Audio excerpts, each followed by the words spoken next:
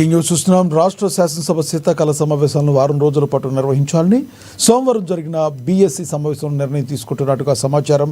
అవసరమయ్యే పక్షంలో మళ్లీ బీఎస్సీ సమావేశం నిర్వహించి మరో వారం రోజుల పాటు పొడిగించాలని భావిస్తున్నట్టుగా తెలుస్తుంది. కనీసం 15 రోజుల పాటు నిర్వహించాలని బీఆర్ఎస్ పట్టుబట్టింది. బీజేపీ ఎంఐఎం నేతలు కూడా సభను వీలైనన్ని ఎక్కువ రోజులు నిర్వహించాలని కోరారు. అయితే బీఆర్ఎస్ ప్రభుత్వ హయాంలో పాటించిన సభా సాంప్రదాయాలను కొనసాగిస్తున్నామని ప్రభుత్వం వాదించగా బీజేపీ ఎంఐఎం సభ్యులు అభ్యంతరం వ్యక్తం చేసినట్లుగా సమాచారం. సమావేశంలో చర్చించాల్సిన అంశాలకు సంబంధించిన ఎజెండాపై కూడా బీఎస్సీలో సుదీర్ఘంగా చర్చ జరిగింది. కృష్ణానది జలాల్లో తెలంగాణ వాటా, పాలమూరు రంగారెడ్డి ఎత్తిపోతల పథకంతో పాటు ఉపాధి హామీ పథకం పేరు మార్పుపై చర్చను అధికార పక్షం ప్రతిపాదించినట్లుగా సమాచారం. అయితే 15 అంశాలపై చర్చించాలని బీఆర్ఎస్, 23 అంశాలపై చర్చించాలని బీజేపీ ప్రతిపాదించాయి.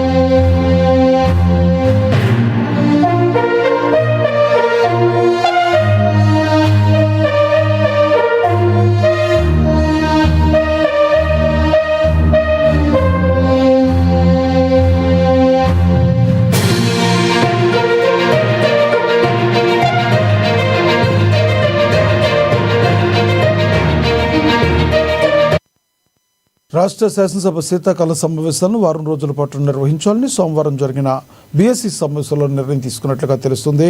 అవసరమయ్యే పక్షంలో మళ్లీ బీఎస్సీ సమావేశం చేపట్టి మరో వారం రోజుల పాటు పొడిగించాలని భావిస్తున్నట్లుగా తెలుస్తుంది. కనీసం 15 రోజుల పాటు నిర్వహించాలని బీఆర్ఎస్ పట్టుపట్టింది.